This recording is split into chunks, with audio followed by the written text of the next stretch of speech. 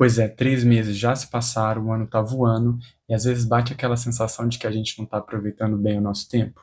Bom, para quem é leitor, essa sensação é um pouquinho apaziguada quando a gente olha a nossa pilha de leituras e vê que as leituras estão fluindo. As minhas estão fluindo, que é uma beleza, né? Pelo menos assim, dentro da minha meta pessoal de leituras. E teve de tudo um pouco aqui, viu, gente? Teve livros sobre história, romance, memórias, contos, poesia, quadrinhos, um pouquinho de tudo, mas eu vou confessar que isso só foi possível porque eu mudei drasticamente a minha rotina de leituras em 2025. Mas, para ser sincero, essa mudança só aconteceu para um livro que nem está aqui na pilha. Mas eu vou contar isso para vocês.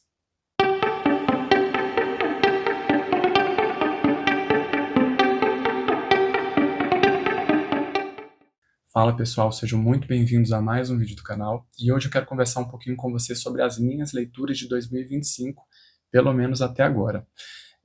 Para quem não sabe, o Alegrias Violentas era um perfil no Instagram, que eu também resolvi migrar para o YouTube, por vários motivos, mas porque eu não estava muito feliz com o formato da outra plataforma.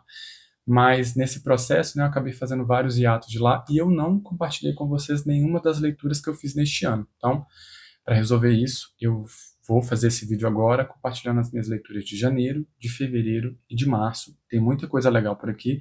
Eu já dei um mini spoiler aí para vocês. Então, como o canal é novo, já convido vocês a seguirem, a compartilharem e me acompanharem por aqui. E bora aos livros. A ideia desse vídeo aqui é comentar somente as leituras que eu iniciei em 2025 e finalizei em 2025, mas antes eu queria falar sobre Os Miseráveis.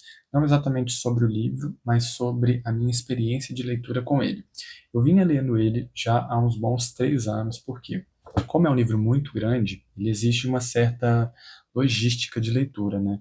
Então, o que eu fazia? Eu pegava, lia 100 páginas e depois ia ler outro livro para não ficar preso nele. E fui fazendo isso até completar 3 anos. E ano passado eu não consegui nem pegar nesse livro. Ano passado foi um livro de muita transformação para mim. Eu mudei de casa, vivi um pouco um caos assim. E quando deu mais ou menos em setembro, eu falei: não, preciso tomar vergonha, preciso me organizar para ler isso aqui direito. Então eu mudei completamente minha rotina. Eu passei a dormir mais cedo, para começar a ler antes do trabalho, lia um pouquinho assim durante o horário de almoço também, e no final do dia antes de ir para academia. Então, foi me organizando desse jeito que eu consegui terminá-lo. Era para eu ter terminado em dezembro, mas dezembro sempre tem aquelas semanas de férias, né? Então, não dava para poder carregar esse livro comigo. E eu acabei concluindo ele em janeiro. Só em 2025 eu devo ter lido umas 600 páginas desse livro aqui, e é por isso que eu quis trazer ele para esse vídeo também, mas sobretudo para falar um pouquinho dessa mudança de rotina, né? Porque eu percebi que eu sou um leitor que progrido muito mais nas minhas leituras quando eu divido em pequenas parcelas as minhas leituras. Por exemplo, hoje em dia eu devo ler mais ou menos de 2 a 3 horas por dia. Então, é muito melhor que eu divida essas horas ao longo do dia do que eu ler 3 horas ininterruptas, né? Eu entendi que assim eu funciono melhor. Então, queria compartilhar isso com vocês, porque eu acho que isso pode ajudar alguém que esteja travado nas leituras, que não esteja conseguindo se organizar muito bem. Agora, falando propriamente dos livros de 2025. Eu comecei com esse livro aqui, O Cramp, da Maria José Ferrada, que é uma autora chilena, e vou confessar para vocês que eu não gostei muito. Aqui, o que a gente vai ter? Essa autora, ela vai narrar a história de uma filha e de um pai que é caixeiro viajante, e ela acompanha ele durante essas viagens, né? Ela não fala isso aqui abertamente, mas fica claro que é uma história autobiográfica, até porque os personagens não têm nomes e eles são descritos com a letra inicial. Então, essa menininha tem o nome de M, então a gente já percebe aqui que se trata dela. E uma coisa até engraçada é que ela tenta convencer o pai de que, além de acompanhá-lo, ela pode ser útil durante essas vendas, né? E eles saem da cidade deles e vão para a cidade dos arredores para poder vender a marca Cramp, que é uma marca de acessórios de serralheria. Então, porcas, alicates, pregos, esse tipo de coisa.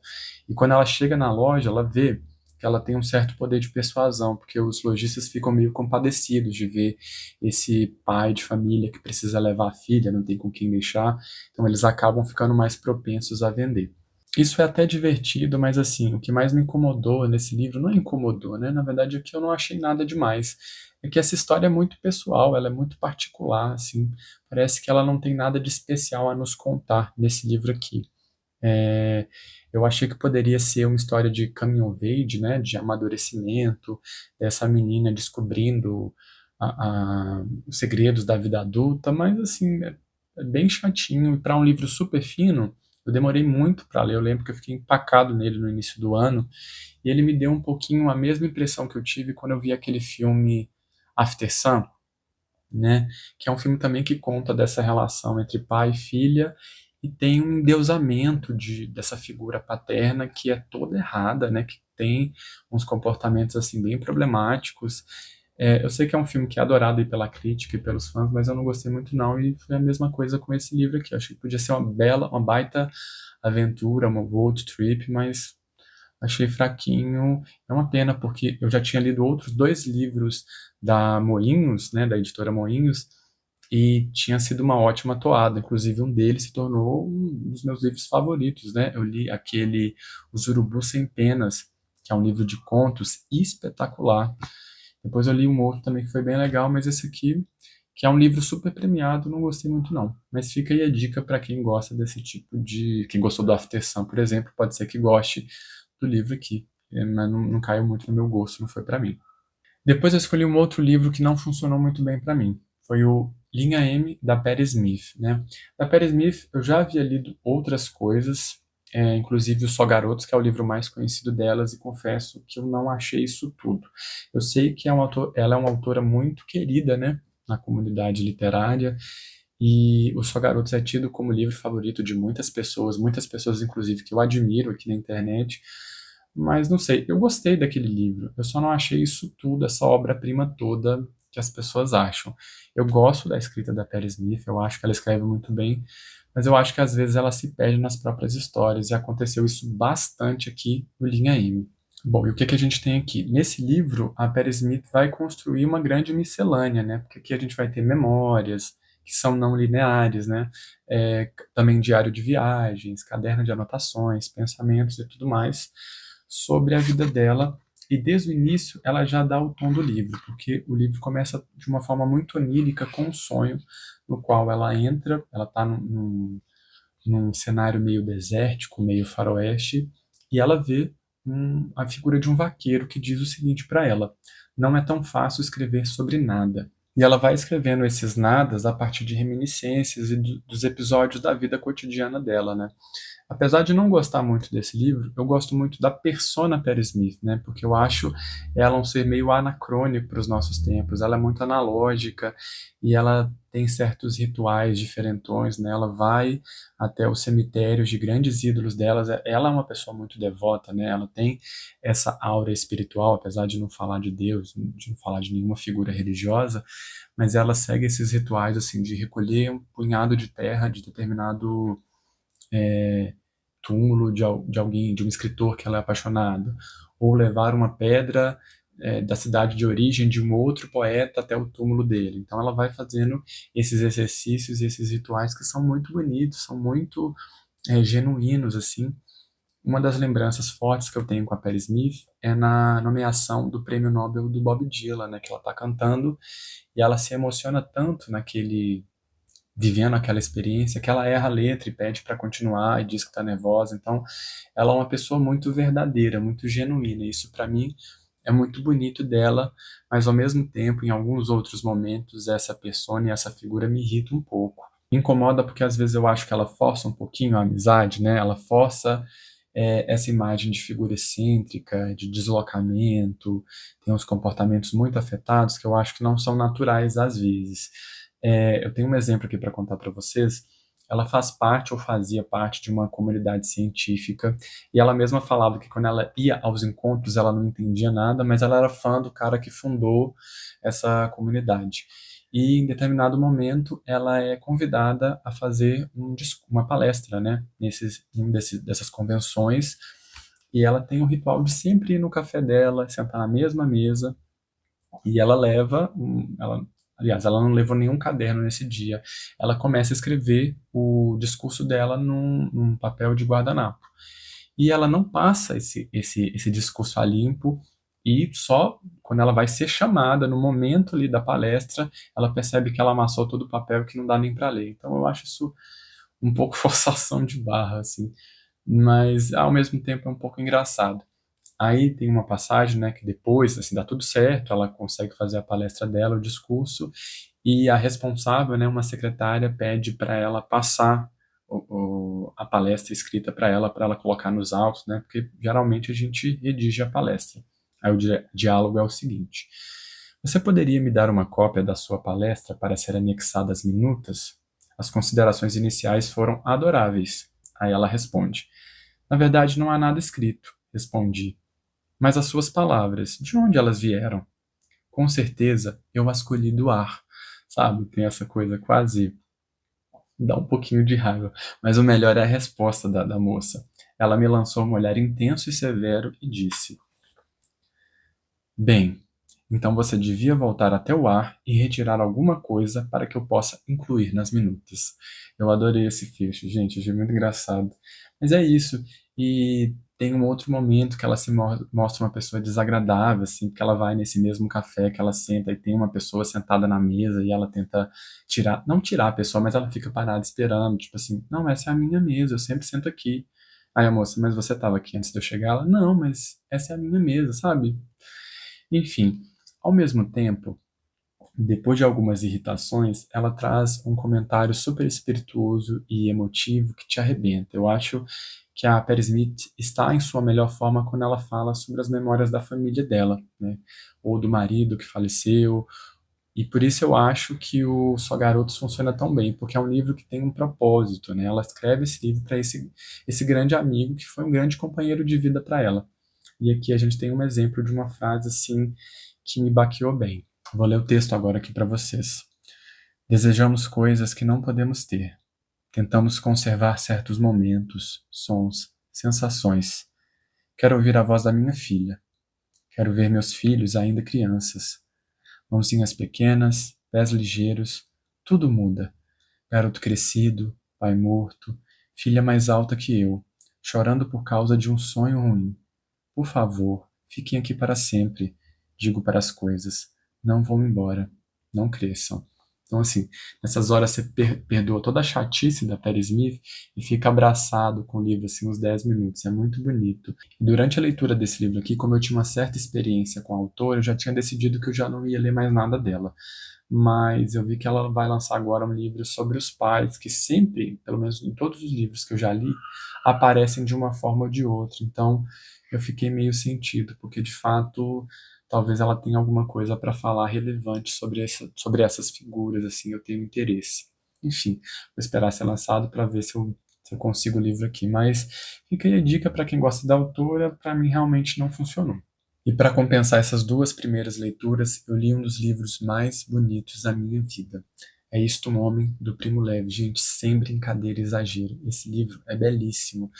Eu já tinha ouvido muito falar sobre esse livro é muito conhecido, mas eu não imaginei que eu sairia tão tocado por essa escrita. Aqui, o Primo Levi, que foi, né, um judeu italiano, ele conta um pouquinho das memórias dele com os sofrimentos que ele viveu no campo de concentração de Auschwitz, né, que por si só já é uma coisa assim devastadora e completamente desumana.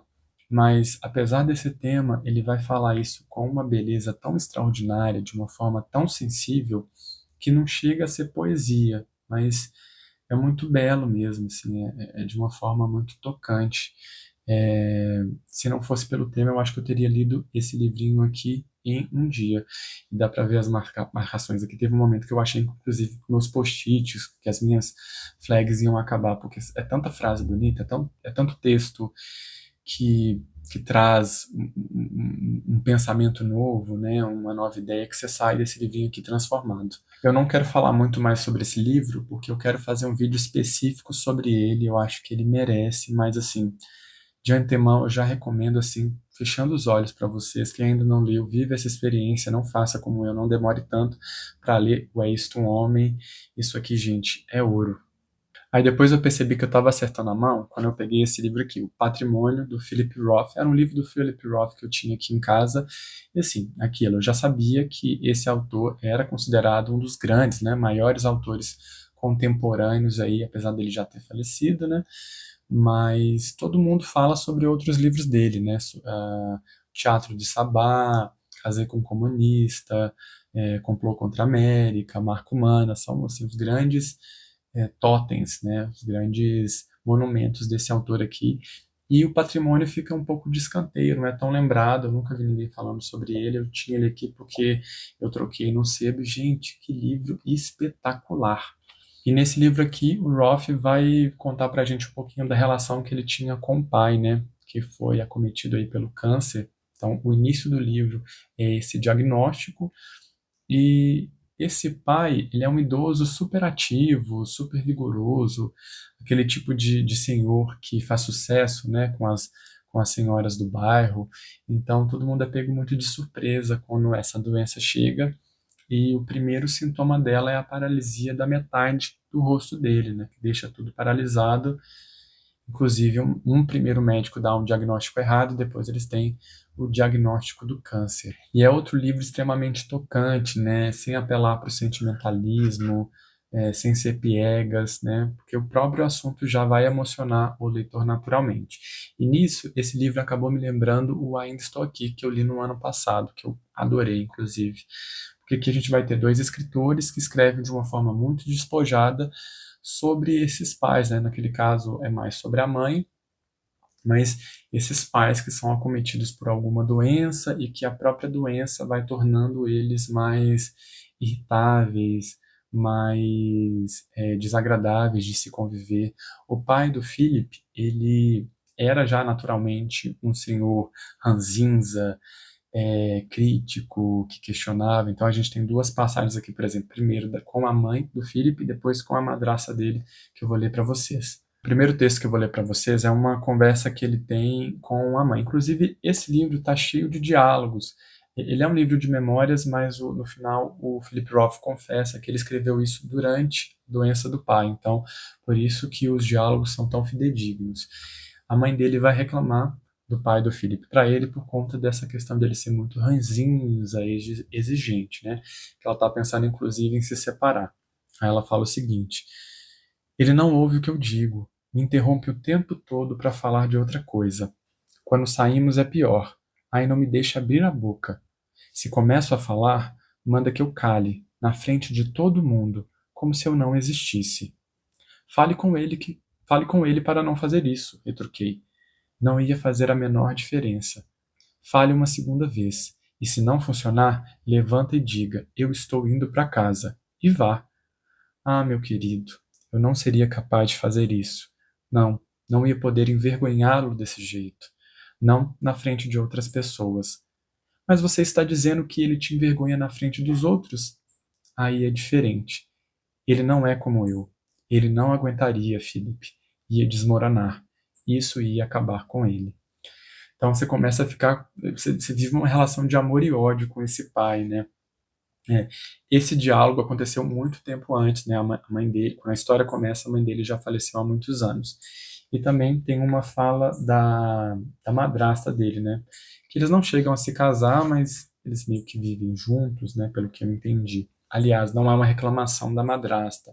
É o Philip Roth elocubrando, né? Pensando sobre o perfil desse pai a partir de uma situação que ele viu o pai brigando com a madrasta. Aí ele diz o seguinte: dono de uma personalidade peremptória e tendo no fundo da alma uma pepita não refinada de ignorância pré-histórica.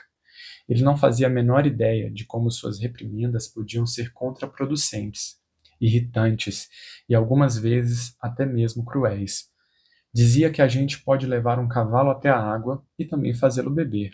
Basta azucriná-lo, e azucriná-lo, e azucriná-lo, até que ele tome juízo e beba.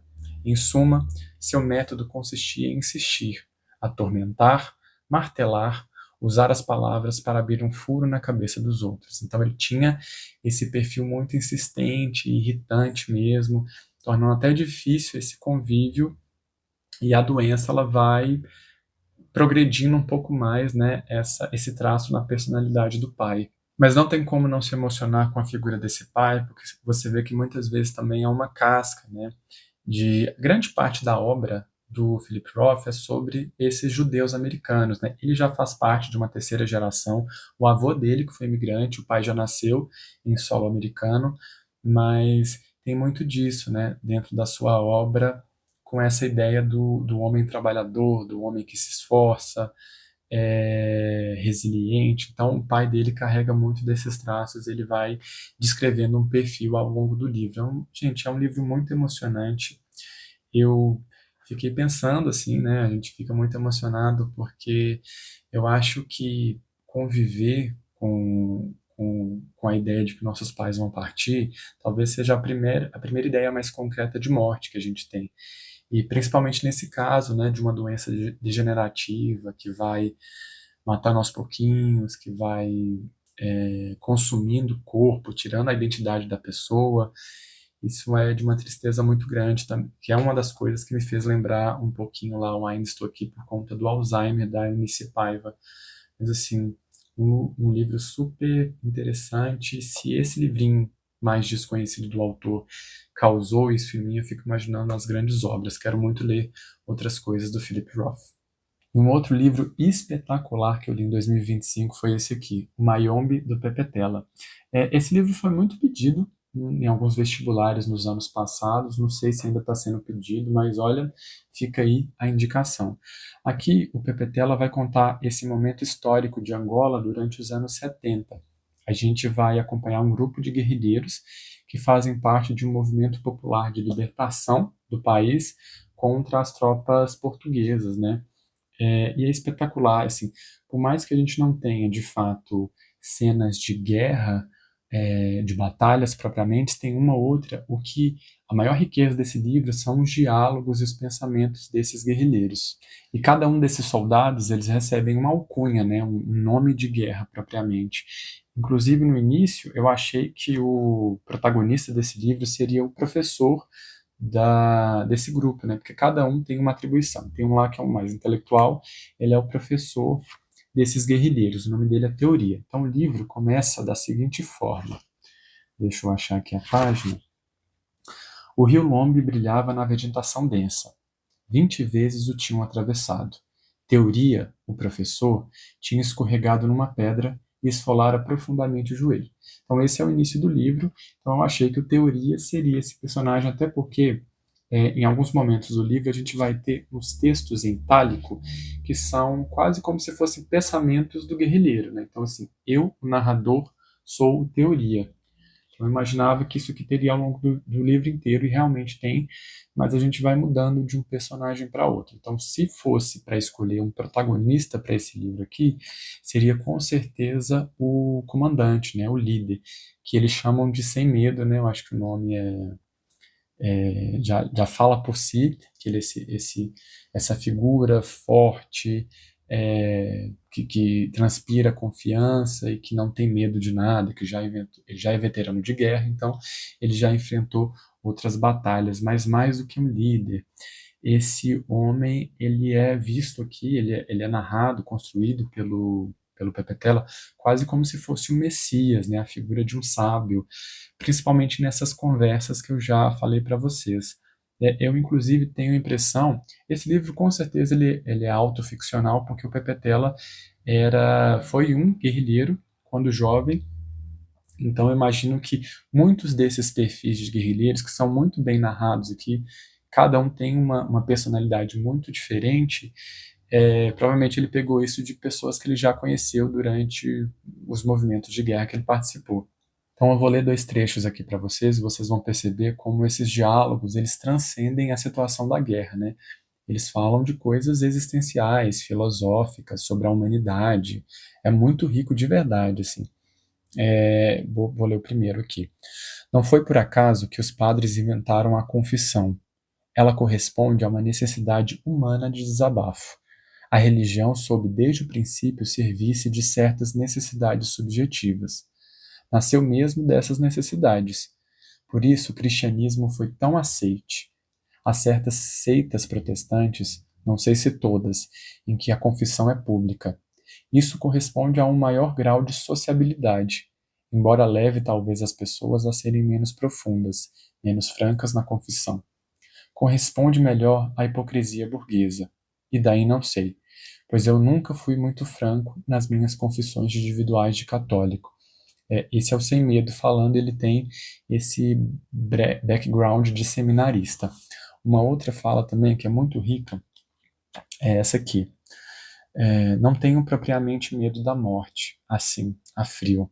Tenho medo de me amedrontar quando vir que vou morrer e perder o respeito por mim próprio. Deve ser horrível morrer com a sensação que os últimos instantes de vida destruíram toda a ideia que se tem de si próprio, toda a ideia que se levou uma vida inteira a forjar de si próprio. Riquíssimo, gente. Isso aqui é material para psicanalista, né? Para a gente levar para terapia. Maravilhoso. E um último comentário que eu quero fazer sobre esse livro aqui é porque, apesar desses guerrilheiros estarem unidos, né, em favor de uma única causa, que é a libertação do seu país, existem muitas discussões que se contradizem, né? Batalhas de crenças, de ideologias. Durante muito tempo você sente, assim, dentro daquele grupo de rapazes, uma tensão que pode descambar a qualquer momento para uma guerra civil. E se discute muito aqui sobre tribalismo, né? Porque muitos são de tribos diferentes, então uma tribo tem determinada fama, outra tem fama de traidores, então isso vai levando eles a serem consumidos por preconceitos, né? Então isso é muito interessante dentro do livro também. Gente, recomendadíssimo, não tenho mais nada a falar. Leiam Pepetela, leiam Mayombe, eu recomendo e com certeza vai estar aí na listinha de melhores livros do ano. E depois de tantas pedradas, eu precisei pegar um livro mais levinho, né, para poder relaxar um pouquinho, porque eu estava vindo de uns assuntos muito pesados, então eu resolvi pegar o Fábulas de Esopo, que é o livro que já apareceu aqui no canal no primeiro vídeo, vou deixar aqui no box de descrição para quem ainda não viu. Eu comentei por lá que esse foi o primeiro livro que eu me lembro de ter lido por vontade própria, então ele tem eu tenho uma memória muito afetiva com relação a ele, né, um sentimento de nostalgia que ao longo da leitura se tornou muito real, porque eu fui lembrando dessas histórias, eu fui lembrando das ilustrações que tem aqui no livro. E, gente, que experiência gostosa de ter passado por isso aqui novamente. E tem algumas curiosidades também que eu fiquei feliz em saber. O autor dessa seleção aqui, ele faz uma introdução bem bacana, no qual ele vai falar um pouquinho da história das fábulas, é, que é legal porque inicialmente elas não eram dedicadas ao consumo de crianças, né? Elas eram voltadas para adultos mesmo. E de fato, quando você percebe, elas têm, com essa coisa da moral, uma cara muito de preceito do dia, que é uma coisa que tem muito hoje em dia, né? Uns livrinhos sobre isso. Ou páginas do Instagram que trazem essas mensagens diárias. E essa edição, ela é recheada de ilustrações. Uma coisa legal que ele vai falar como essas histórias são muito famosas, elas foram sendo perpetuadas com o tempo, não só em novas edições, mas com o olhar de novos ilustradores mesmo. Então você tem aqui ilustrações super ricas e outras que são mais simplistas, mais minimalistas, né? São esses diferentes olhares, né? Eu acho isso interessante. Isso, inclusive, me lembrou um pouquinho aquela série Love, Death and Robots, que eu adoro, que é uma antologia de animações que você tem histórias de ficção científica, mas o que me lembra mesmo é essa questão de cada episódio ter uma estética diferente, né? Eu acho isso muito legal e mostra como as histórias são ricas, porque a gente tem ilustrações aqui do século XIX, por exemplo, até, sei lá, dos anos 80, 90. Então, isso é muito legal. Outra coisa que ele comenta é que talvez as fábulas tenham sido as precursoras dos quadrinhos e dos desenhos animados. Achei legal, realmente a gente consegue ver as similaridades aí por esses animais que são antropomorfizados, né, que têm essas características de pessoas humanas.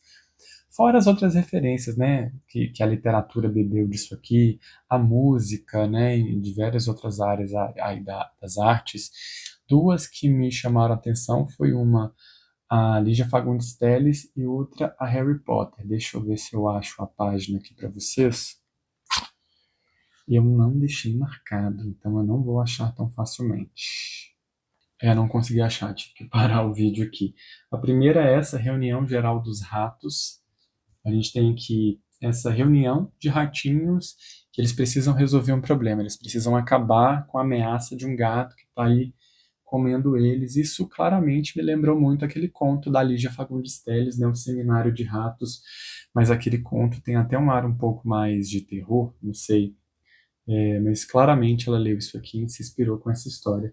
O outro é a história do urso e a raposa, mais propriamente a moral, né? Cada história tem uma moral, e a dessa aqui é: mais vale ter pena dos vivos que respeito com os mortos, que lembra aquela frase emblemática do Dumbledore, né? Que é: não tenha pena dos mortos, Harry, tenha pena dos vivos, e sobretudo daqueles que vivem sem amor. Então, é claramente também aí uma inspiração para J.K. Rowling. Gente, deliciosa essa leitura, foi um ótimo reencontro, eu recomendo, volto a falar que eu recomendo muito para você que quer comer o cérebro de alguma criança aí que tenha perto de você para que ela comece a gostar de literatura. Eu acho que ler essas historinhas vão ser uma ótima pedida.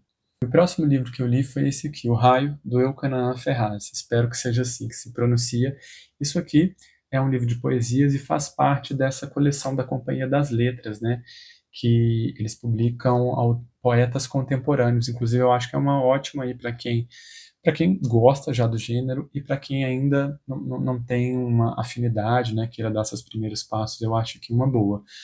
Porque falam de temas atuais, então talvez seja mais fácil do que ler um autor clássico.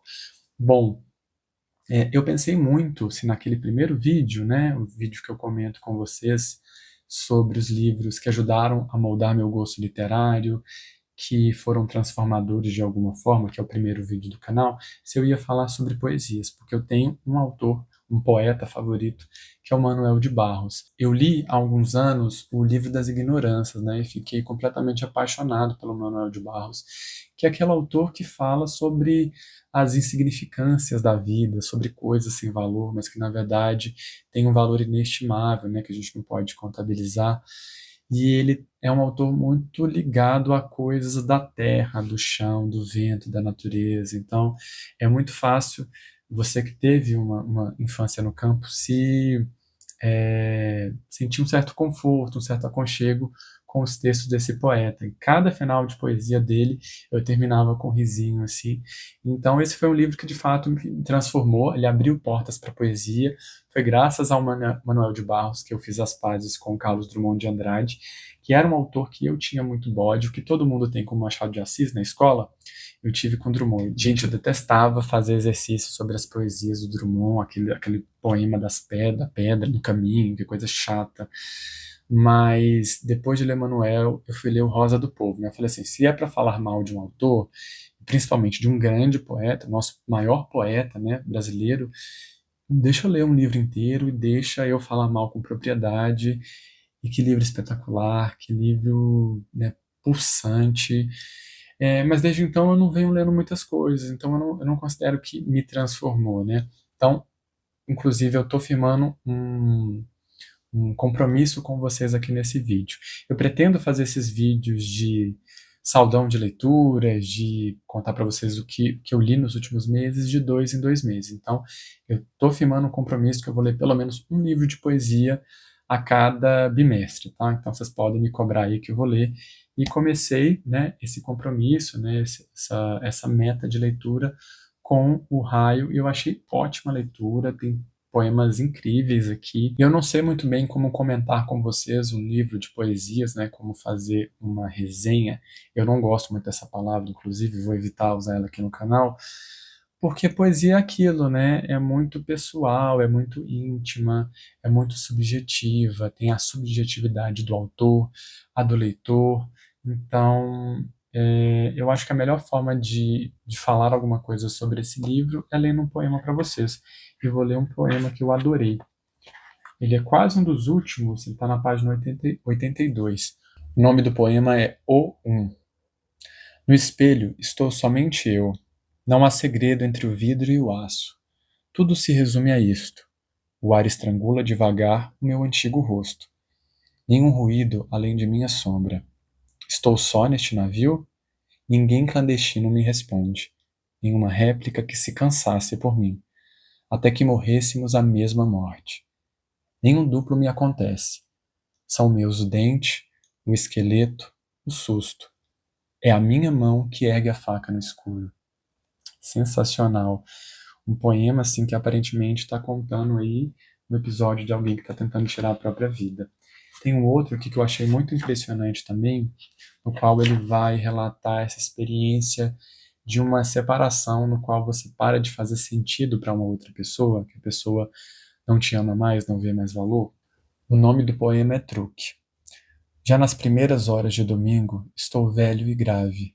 Telefono. Você não está ou não quer estar. Ainda ontem a alegria passeava touros esplêndidos em avenidas abertas só para ela e seus espantos. Hoje, porém, você ganhou arestas súbitas. E digo sozinho, clepsidra. Você faria perguntas luxuosas sobre isso. Clepsidra? Mas agora, dias depois, sabe coisas demais. E sua voz soa impaciente. Impressão sua, me diz. Finjo que acredito. A conversa continua cavalgando seu túnel inútil. É quando, num instante exato, percebo que desapareci de você. Pesado isso aqui, viu, minha gente?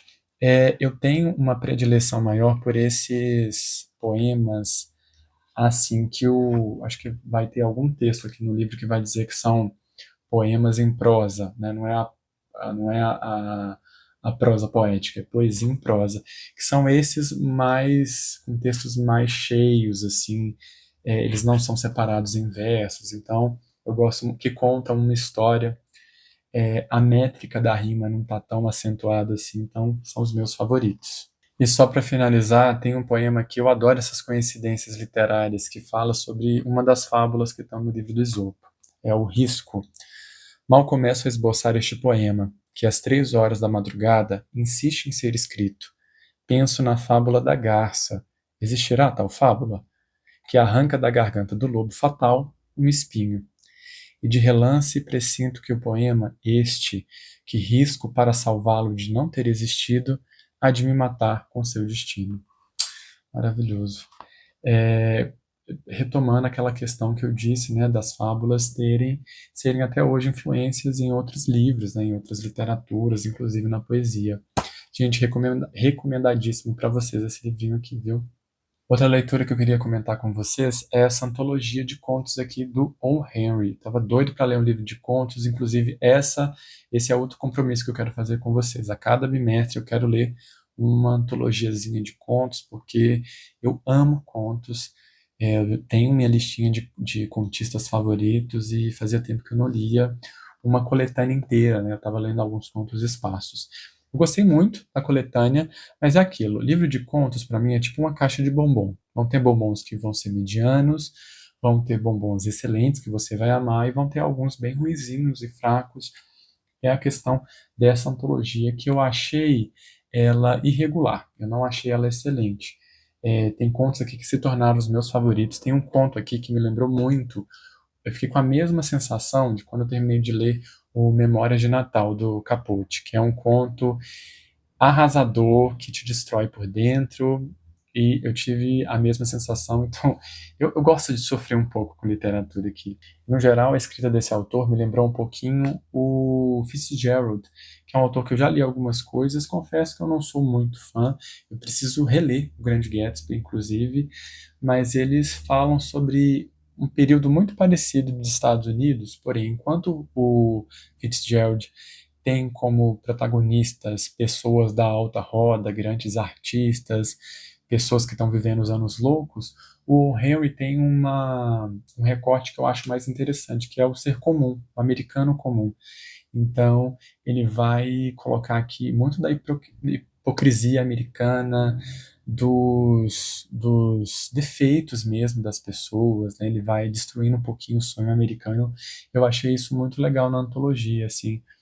Fiquei com vontade de ler outras coisas do autor e ela vai continuar na minha coleção. Eu me desfaço, né, dos livros que eu sei que eu não vou reler, mas esse aqui eu gostei muito da experiência, então vai ficar, apesar de não ter amado de paixão, mas recomendo sim. E por último, o livro que eu concluí recentemente foi esse aqui, História de Roma, do Pierre Grimal. Eu adorei essa experiência de leitura, era bem o que eu estava procurando mesmo. Esse autor, ele vai contar esse panorama da origem, né, da construção do Império Romano dentro dos três períodos em que ela se encaixou. Então, primeiramente um reinado, depois a República, até que se tornou, né, o maior império da nossa história.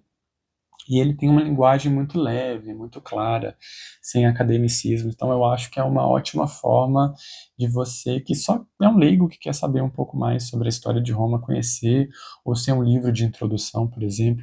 Eu adorei. Por vezes, ele tem uma linguagem que parece que você está ao redor de uma fogueira, ouvindo um sábio contar essa história para você, sabe? Isso é bem interessante. Durante o livro, o próprio autor vai fazer algumas inserções, ele vai lançar a mão dos próprios mitos de origem, né?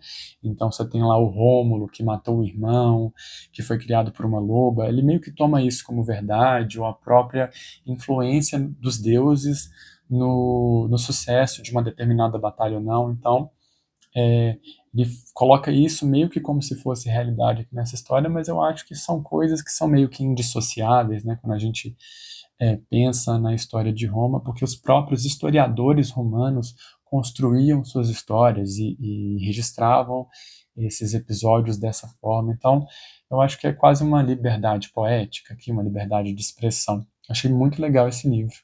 E assim, gente, como é uma história condensada, vão ter muitos nomes, né, sendo apresentados aqui que realmente vai dar uma confundida ou outra, mas nada que uma pesquisa no Google já não resolva.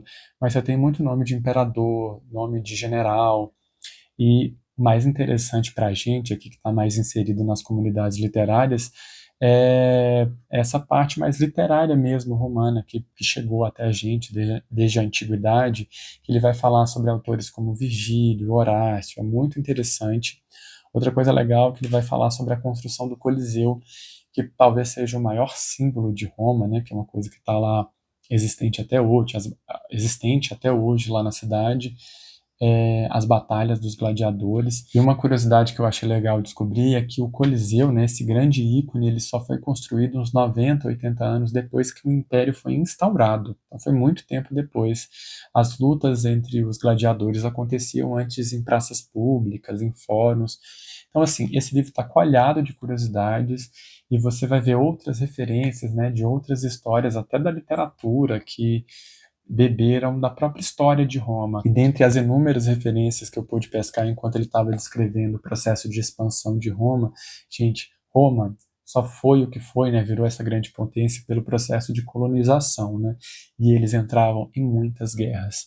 Inclusive, eles quase foram destruídos em muitos momentos históricos, assim. Foi uma mistura de sorte, resiliência e patriotismo. Mas o que me fez ter essas reminiscências foi durante o ataque contra os gauleses, né, que foi um povo que apresentou uma certa resistência aos romanos, né. Então, o que a gente tem na cultura pop que fala sobre esse período histórico? O Asterix e o Obelix, é claro, que é uma franquia, né? A gente tem vários quadrinhos originais que depois viraram filmes, que eram muito divertidos, que falavam do povo gaulês, e eles davam um motivo mágico para eles resistirem aos romanos por conta de uma poção que eles tomavam e ficavam super fortes. Era muito engraçado aquilo. E tem várias outras referências, né, que a gente pode pescar disso aqui. Então fica a dica para quem quer descobrir mais sobre o Império Romano, que dá colocar o pezinho na água sobre a história desse povo, para ir depois para outras leituras. Fica aí para vocês uma ótima recomendação. E para finalizar essa parte de leituras concluídas, queria conversar brevemente sobre os quadrinhos que eu concluí em 2025. Só finalizei dois. Queria ter fechado três para ser um em cada mês, mas tá bom, né? São quadrinhos bem gorduchos e foram ótimas leituras. O primeiro que eu concluí foi esse aqui, O Fan, do Paolo Bacchilieri. Ele é italiano, então deve ser Bacchilieri, a pronúncia no nome.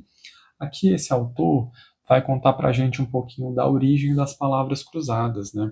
Então a gente vai conhecer um pouquinho do contexto de origem. Se não me engano, ela nasce em Manhattan, né, nos Estados Unidos, em 1913 ou 17. Não lembro exatamente, deixa eu ver aqui para não falar bobagem, 1913. Além disso, ele vai contando um pouquinho para a gente da evolução da dinâmica desse jogo, que é um jogo altamente viciante, né, gente? Vamos combinar. de um país para outro, cada país, cada criador de palavras cruzadas, porque em cada jornal, né, cada editorial você tinha um responsável, você tem um toque especial nos quadrinhos britânicos, por exemplo, eles tensionavam em fazer palavras mais enigmáticas, né, do que em outros lugares. Então tem uma certa diferença de um lugar para outro.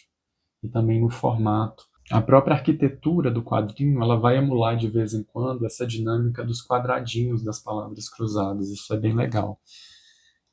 E é uma HQ belíssima. A única coisa que eu de fato não gostei nisso aqui é que eu achei que essa HQ podia ser um pouquinho mais curta. Você tem essas partes em preto e branco. Aliás, como é que funciona a dinâmica? Você tem um escritor, que é esse senhor aqui, que ele quer contar, ele está escrevendo ele é um escritor famoso, ele quer contar a história das palavras cruzadas e ele se encontra com um quadrinista que vai fazer pesquisas para ele sobre as palavras cruzadas, principalmente sobre as interseções, né, as intertextualidades entre essas duas mídias, os quadrinhos e as palavras cruzadas. Esse aqui é o quadrinista.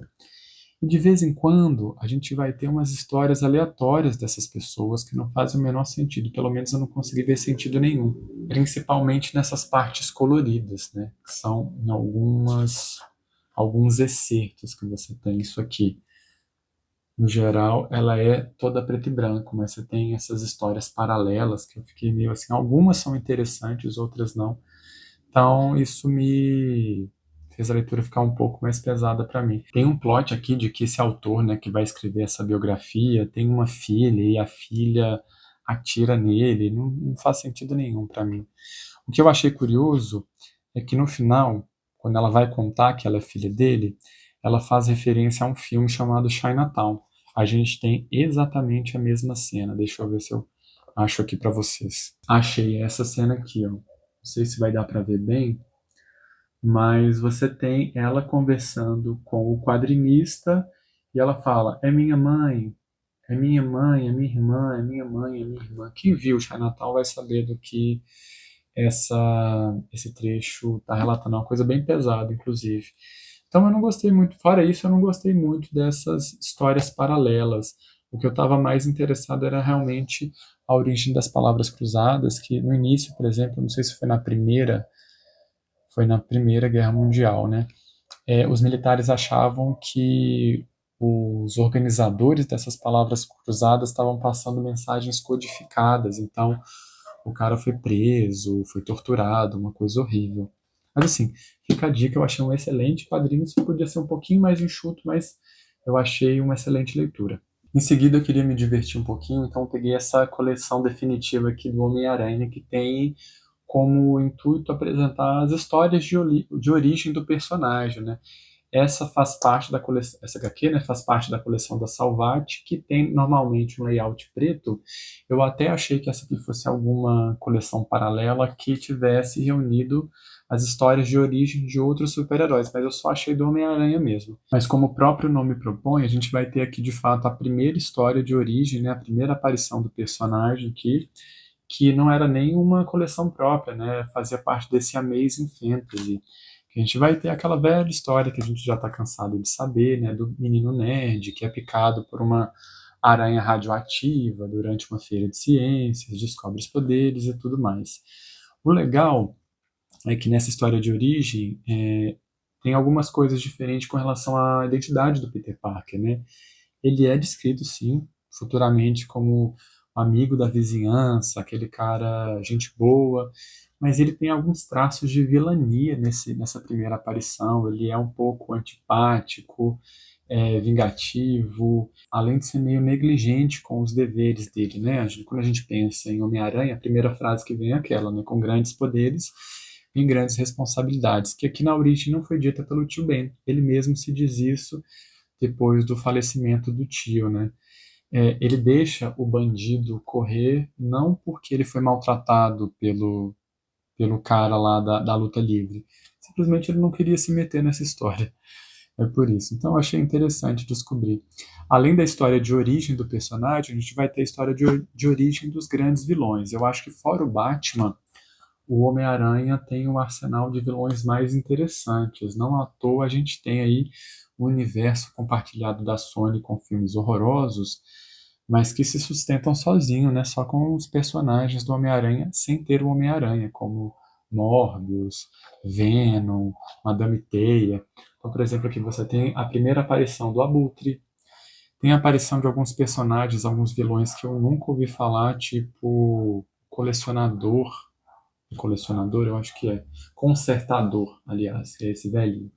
Eu nunca vi ele em nenhuma outra história, mas deve ter alguma relevância porque ele está aqui.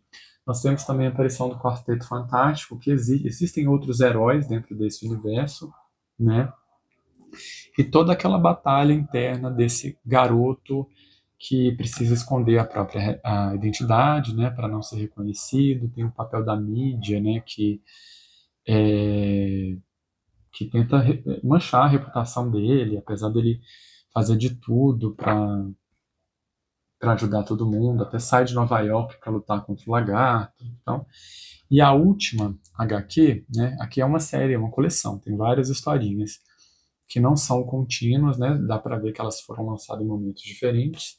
E a última HQ é um especial anual que vai contar sobre a luta dele contra o Sexteto Sinistro, né? São esses três vilões que se unem para derrotar o Homem-Aranha, e ela tem o dobro de páginas, e você vê que tem um cuidado maior também no traço. Você tem aqui alguns frames que são belíssimos, que é uma tela inteira dele lutando contra esses vilões. É bem legal, gente. Eu gostei muito de ter lido essa HQ. Aqui você tem o meu vilão favorito do Homem-Aranha, o Mistério. Eu acho genial o poder desse cara. Não é o poder, né? Ele é um grande engenheiro. E esse é o vilão mais ridículo, que é o Kraven, que acabou de ganhar um filme da Sony. Enfim, super divertido. E ao final da leitura a gente tem aqui uma introdução escrita pelo Stan Lee, que foi o criador do Homem-Aranha, né? Contando um pouquinho sobre essa introdução. Ela não foi feita para esse especial, né? Ela foi feita para uma edição dos anos 80, dos anos 90. E eu não sei porque eles não colocaram no início, porque daria um super tom de início de leitura, colocaram aqui no final. Imagino que seja alguma questão editorial mesmo, alguma obrigatoriedade. Mas ele vai contar como quase não lançaram o Homem-Aranha, como ele quase não existiu, porque ninguém acreditava num herói que fosse jovem, que não fosse bonito, que não fosse, que tivesse medo das coisas, que tivesse o nome de um inseto que todo mundo acha asqueroso. Que bom que o Stan Lee e o artista, né, que era a dupla dele, não ouviram, porque fizeram aí um dos super-heróis mais relevantes aí da história até hoje, né? Você tem o Aranha-Verso com o Miles Morales, né? Outras releituras desse personagem e são excelentes, adorei a leitura, fica aí a dica. E para finalizar, queria compartilhar com vocês brevemente os livros que estão em andamento por aqui. Dois deles, inclusive, eu achei que teria terminado até o momento deste vídeo, mas não consegui, porém, tá tudo bem, vamos sobreviver. O primeiro deles é o A Corneta, da Leonora Carrington, que é um livro surrealista, né? Super divertido, malucão. Isso aqui, para mim, tem uma cara de roteiro dos estúdios Ghibli.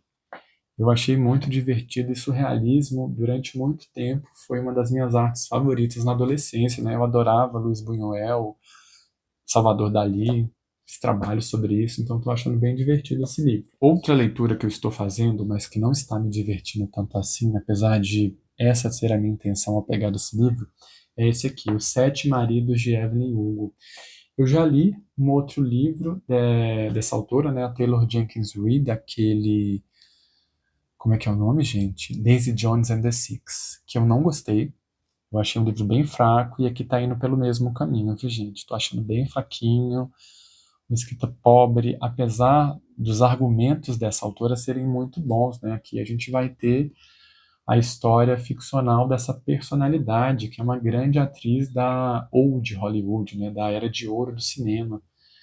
Só que é tão clichê, é tão fraquinho a escrita que não tá rolando, não. Vou terminar, não quero falar mal sem ter terminado o livro, eu tô na página 150, então vai que o livro muda até lá. O da corneta, não falei para vocês, mas eu estou na página 66. E por último, o livro clássico Calhamaço que eu estou lendo esse ano. Depois que eu vi que eu concluí Os Miseráveis, eu comecei a pegar outros livros nessa mesma dimensão. Eu estou lendo Guerra e Paz, né, do Tolstói. Gente, que livro incrível, delicioso. Eu achei que eu estaria na página 500 no momento desse vídeo, quase terminando aqui o primeiro e o segundo tomo, mas não consegui. Eu estou na página 130. Que tristeza. Mas assim, vamos ler lentamente, porque esse livro é delicioso, muito bem escrito. Eu peguei ele exatamente porque eu ouvi falar que o Tolstói começou a escrever esse livro depois que ele leu Os Miseráveis, então eu achei que seria uma ponte excelente para fazer. E Tolstói é maravilhoso, né? Meu primeiro russinho, né? Eu sempre li contos, nunca li um romance de nenhum escritor russo, então eu comecei chutando a porta mesmo. Ufa, foi livre pra caramba, hein, gente? Nossa senhora. Espero que vocês não tenham ficado muito entediados com esse vídeo que deve ter ficado gigantesco. Inclusive, para editar esse material vai ser uma beleza. Mas eu queria muito compartilhar com vocês as minhas leituras de 2025. Inclusive, queria saber quais foram os livros que vocês leram, o que que vocês mais gostaram aí.